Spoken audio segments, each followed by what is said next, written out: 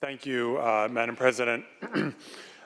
Colleagues, relative to our celebration earlier today about Pride Month, I think you heard some conversation and some remarks by a number of us about the number of trans women of color who are being murdered in this country.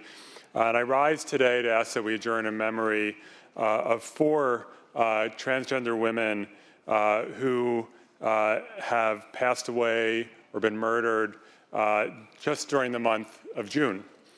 There are 4 of them. Chanel Scurlock, an African-American trans woman whose friend described her as someone who, quote, lived life as she wanted and was unapologetically herself, end quote.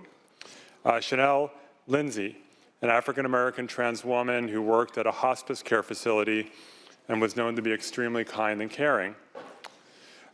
Johanna Medina, a trans woman from El Salvador who came to the U.S. seeking asylum from transphobia. She passed away, as you heard earlier, from the senator from Los Angeles, while being held in ICE custody from complications surrounding the lack of HIV medication. And Zoe Spears, a trans woman who always prioritized her communities and was involved in her local LGBT Latin American youth centers. Colleagues, trans women, and especially trans women of color, remain one of the most vulnerable populations in our society. The outrageous level of violence against these women and the murders of these women, it's just unacceptable, and we have to commit to reducing that violence. I ask that we adjourn in their memory.